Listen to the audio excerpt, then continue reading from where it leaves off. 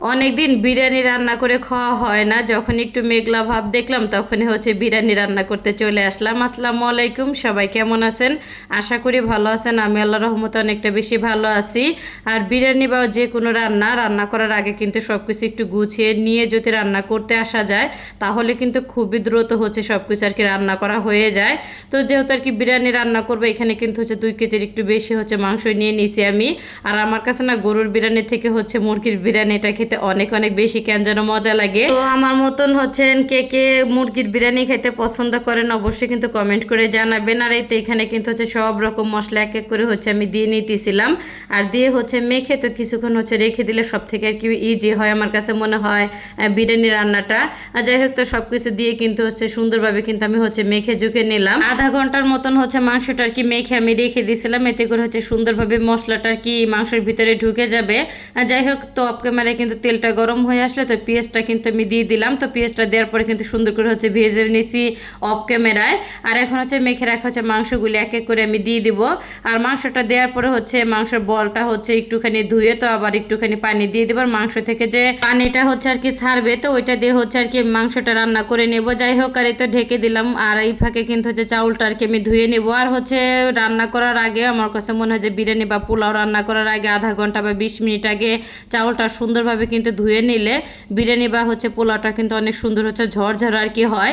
আর এই তো এখানে কিন্তু চাউলটা সুন্দর করে হচ্ছে আমি ধুয়ে নিছি আর হচ্ছে জালিতে রেখে দিলাম যাতে সুন্দরভাবে হচ্ছে পানিটা আর কি ঝরে যায়। আর হচ্ছে এই ভিডিওটা কিন্তু বেশ কিছুদিন হচ্ছে আর কি আগে করে ভিডিও, যাই হোক তো সময় স্বল্পতার জন্য হচ্ছে ভিডিওটা আর কি আমি ছাড়তে পারি নাই। তো আজকে ভাবলাম হচ্ছে ভয়েসটা দিয়ে হচ্ছে ভিডিওটা আর কি আমি ছেড়ে দেই। তো ভিডিওর কিন্তু হচ্ছে এডিটিংটা কিন্তু আমার ছেলে বর্তমান হচ্ছে করে দেয়। তো আগে হচ্ছে এডিট করে দিতে বললে অনেকটা হচ্ছে আলসামি আর কি দেখায়, তো কিন্তু ইদানিং হচ্ছে বললে অনেক সুন্দর করে হচ্ছে আর কি এডিটটা আমাকে করে দেয়। আর যেদিন হচ্ছে বিরিয়ানিটা রান্না করছি মনে হয় যে চতুর্পাশ দিয়ে হচ্ছে মেঘলা ভাব একদমই হচ্ছে অন্ধকার অন্ধকার লাগতেছিল, এর জন্য ভিডিওটা কেমন যেন অন্যরকম লাগতেছে। যাই হোক, কি আর করার। আর এই তো একটুখানি হচ্ছে বেরেস্তারকে আমি ভেজে হচ্ছে তুলে নিতেছিলাম। আর যে বাকি হচ্ছে যে বেরেস্তা ওর ভিতরে হচ্ছে কিছুটারকে আমি গরম মশলা দিয়ে দেবো। আসলে কম বেশি সবাই এখন কিন্তু বিরিয়ানিটা সুন্দরভাবে হচ্ছে রান্না করতে পারেন, হয়তো বা কেউ আমার থেকে বেশি পারেন ভালো রান্না করতে, পার কেউ হয়তো বা কম। আর আমি হচ্ছে যেহেতু আর কি গৃহিণী একজন মানুষ, তো প্রতিদিনই যে রান্না বান্নাটা করি সেটা হচ্ছে আপনাদের সাথে আর কি শেয়ার করার চেষ্টা করি। আর এইতে দিকে কিন্তু হচ্ছে একটুখানি আদা রসুনটাও হচ্ছে দিয়ে দিয়েছিলাম। আর এখন হচ্ছে ধুয়ে রাখা হচ্ছে পোলার চাউলটা দিয়ে তো বেশ কিছুক্ষণ কিন্তু হচ্ছে আমি ভেজে নেব। আর হচ্ছে প্রথমে তো ভাবছিলাম বিরিয়ানিটা কেমন যেন হবে, কারণ হচ্ছে যে দোকান থেকে হচ্ছে আমরা আর কি বাজার আর কি সদাই আনি, তো মুদিখানার দোকানে, তো ওই দোকানে হচ্ছে আর কি প্যাকেটের চাউলটা আর কি ফুরাই গেছিল।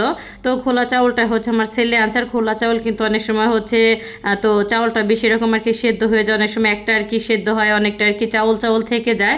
তো মশলা দিলে এত সুন্দর হচ্ছে চাউলটা ছিল, প্রতিটা হচ্ছে চাউলে একদম পারফেক্ট ভাবে আর কি সেদ্ধ করা হয়ে গেছে। পোলাও বা বিরিয়ানি যদি সুন্দর আর কি ঝরঝরা না হয় তাহলে কিন্তু খেতে একদমই কেন যেন ভালো লাগে না। যাই হোক, তো একটুখানি হচ্ছে বিরিয়ানি মশলা রেখে দিয়েছিলাম, তো বিরিয়ানি মশলার হচ্ছে গুঁড়া দুধটা হচ্ছে দিয়ে দিলাম। তারপর হচ্ছে পরিমাণ মতন পানি দিয়ে কিন্তু ঢেকে দিয়েছিলাম। তো চাউলের হচ্ছে অনেকটা যখন আর কি পানি শুকিয়ে গেছে তখন হচ্ছে বেরেস্তার কিছুটা হচ্ছে কাঁচামরিচ দিয়ে দিলাম। আর কাঁচামরিচের যে কি পরিমাণে হচ্ছে দাম বাড়ছে কি আর বলবো। তারপরে কিন্তু বিরিয়ানির ভিতরে হচ্ছে আস্ত কিছু কাঁচামরিচ না দিলে কেন যেন ভালো লাগে না। আর হচ্ছে কাঁচামরিচটা দেওয়ার পরে কিন্তু হচ্ছে ঢাকনা দিয়ে ঢেকে তো বেশ কিছুক্ষণ কিন্তু খুবই কম আছে আর কি দমে রেখে দিয়েছিলাম। আর চাউলগুলি এত সুন্দরভাবে হচ্ছে সেদ্ধ হয়েছে, একদমই ঝরঝর আর কি হয়েছে বিরিয়ানিটা। আর দেখতেও কিন্তু মাশাআল্লাহ দিলে অনেক অনেক বেশি লোভনীয় লাগতেছে, তাই না? তো সব মিলে কেমন লাগলো আজকে আমার ভিডিওটা সবার কাছে অবশ্যই কিন্তু সবাই কমেন্ট করে জানাইতে একদমই ভুলবেন না। আর এখনও যারা আমার পেজটা ফলো করেন অবশ্যই কিন্তু আমার পেজটা ফলো করবেন, লাইক কমেন্ট শেয়ার করতে একদমই ভুলবেন না। তো দেখা হবে নতুন কোনো ভিডিও নিয়ে, সে পর্যন্ত সবাই ভালো থাকবেন, সুস্থ থাকবেন, আল্লাহ হাফেজ।